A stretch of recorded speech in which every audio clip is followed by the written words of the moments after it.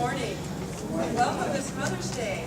I'm Shirley McDonald, and we have a treat for you this morning. We have a couple people that are going to help with the sermon this morning, and we have some special music and some other items that we hope you're really going to enjoy on this Mother's Day. So please just enjoy the whole experience.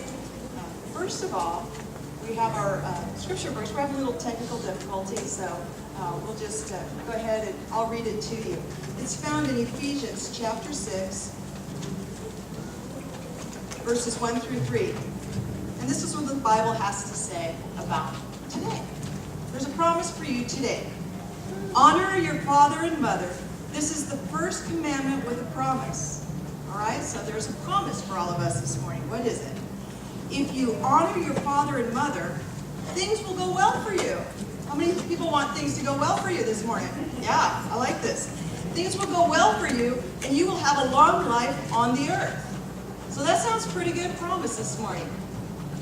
This morning's message is the difference a mom makes. And so as we're here this morning, you've got a promise already. Things are going to go well for you because you are here to honor moms. And the first mom that we're going to be honoring this morning is actually the eldest mom at Vineyard Church Southwest. So will you please welcome with me Mary Gibbs.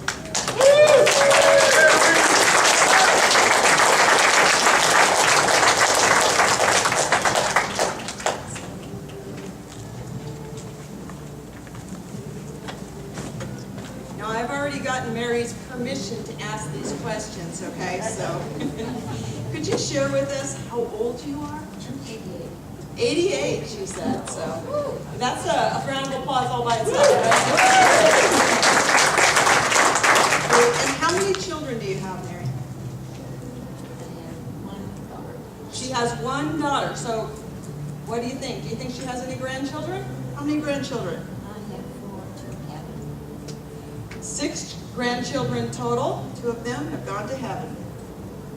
And what about great-grandchildren? I have 2 grandsons. 2 grandsons. I wonder if your children, grandchildren, in-laws, outlaws would stand for a second so they could see who they are. Oh, there's proof positive right there.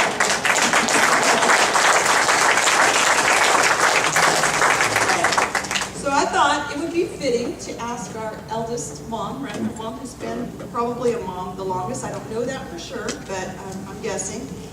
Do you have a word that you could share, that you would be willing to share with all the moms here today? Well, you should always be a good listener in whatever the problems might be coming up in life.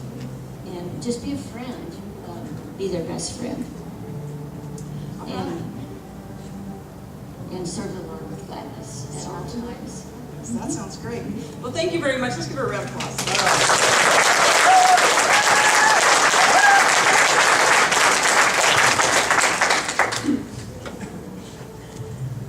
A little later in the service, Sarah Robertson is going to be sharing the second point. And Sarah, you may have seen do some of the dramatic presentations we have, also sings in the band. And for the third point, Karen Chandler is going to be sharing with us. And she was our children's church director since September, and she just recently resigned from that position. So we're going to really enjoy this morning. So let's go ahead and begin our first point, which is the difference a mom makes is that she cares. Now, just a month ago, I had the opportunity to go to California and visit with my mom. And I have a picture of her right here. That's my mom. My mom is 84 years old. She has 9 children and 18 grandchildren. So she's got a lot going on at Christmas, let me tell you. Lots of cards going out. But she's great, and I just love my mom dearly. And so I asked her, what would you say, Mom? What difference do you think it matters? I mean, how much does it matter? What difference does it make whether someone has a mom or not? What was your experience?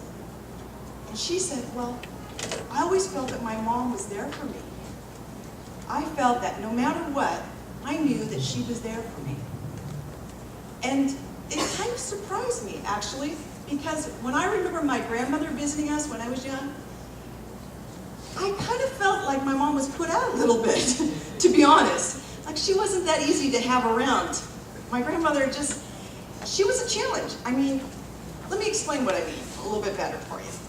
At the age of 100, my grandmother was sitting in front of the TV, watching boxing, going, "Kill it, kill it, kill it." I mean, this is my grandmother, okay? I can remember as a young child, my brother had long hair, he had a long ponytail, and my grandmother chasing him around with a pair of scissors, telling him she was going to cut it off. So this is my grandmother. So if my mom had a little challenge with her, you might understand, be a little more sympathetic. And so I said, "Mom, that's not kind of how I remember it." And she says, "Well, of course we had our differences, but I always knew, no matter what, if I really had a need, she would be there for me. I knew that my mom cared about me." And then she shared this story. She said, when my mom and I were at the funeral of my father passed away when I was about 15, she said, my mom said, "I just don't know what I'm going to do." You see, she had a 1-year-old, a 9-year-old, a 12-year-old, a 14-year-old, and then a 16-year-old. And my mom was the 14-year-old. And my mom said, "I knew in that moment, with me and my mom, we could do it." And I just felt like, with my mom, anything was possible. And so I said to her, "I'll help." And sure enough, my grandmother got a job at the Nabisco factory working full-time, got some side jobs in the evenings, scrubbing floors.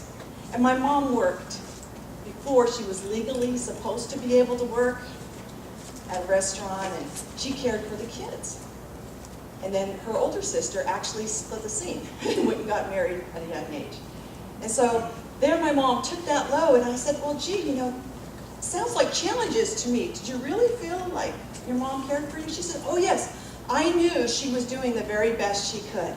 Even though physically she couldn't be there, emotionally, I knew she was there for me." And there will always be a place for a caring mom. There will always be a place. Because that's the difference a mom makes. She cares. That's your first fill in the blank if you haven't already connected on that.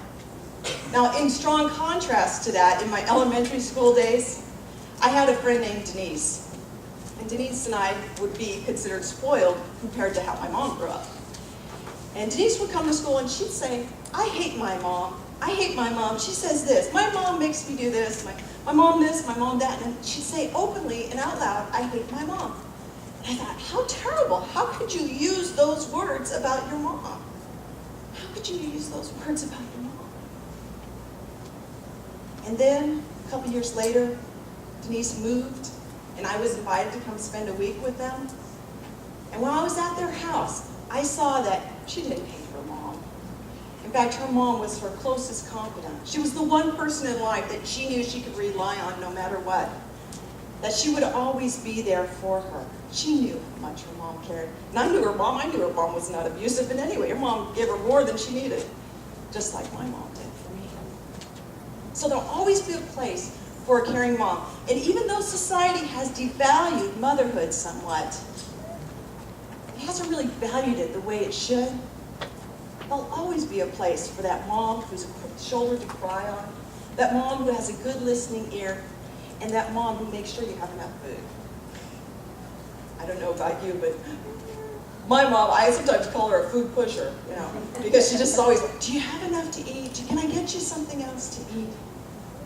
So if you're out there this morning and you're feeling kind of bad, maybe your child has said something really harsh to you and you think, "Oh, I just love this person. How could they say that to me?" Don't worry, because your caring will surpass the immaturity of the moment. There's always a place for a caring mom. A caring mom makes a difference. And let me tell you this, we have some proof for you this morning. We have a video of some kids from the Vineyard sharing what a difference a mom makes. Watch this.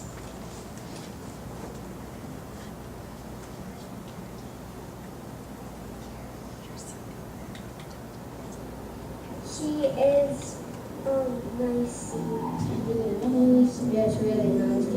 She's very caring. And she's very nice. And she's happy and I'm happy too. That I love her. And she loves me. You talk to her about anything? I think everything is special about her.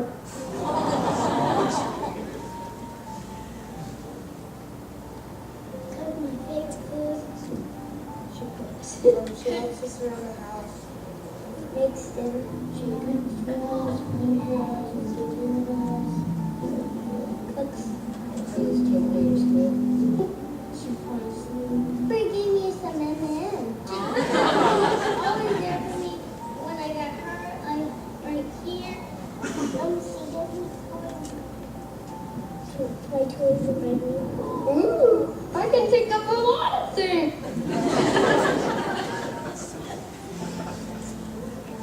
She jokes around a lot though, mostly a lot. We give her presents on Christmas Day, and then just the stuff on changes. She plays away with me. We'll play outside. I think. My favorite thing about her is because she's my mom. Oh, when she does.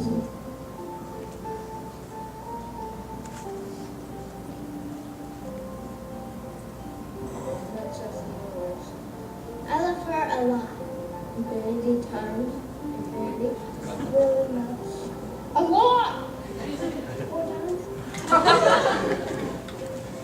lot. Like this big.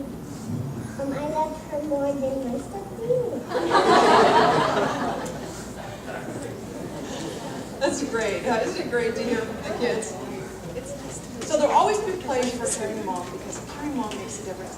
But let me also say that sometimes moms care just a little bit too much. How many of you have seen that show, Dance Moms? Anybody seen that? You know what I'm talking about? Okay. For those of you who haven't, Dance Moms is those moms who push their kid to be the best dancer.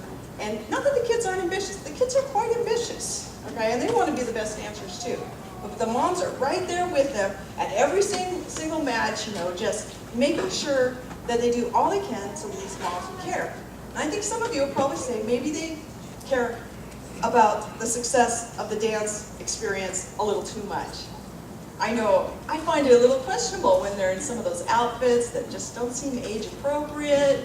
You know, they're skipping schoolwork so that they can spend 4 hours on dance practice. But it does kind of remind me of a biblical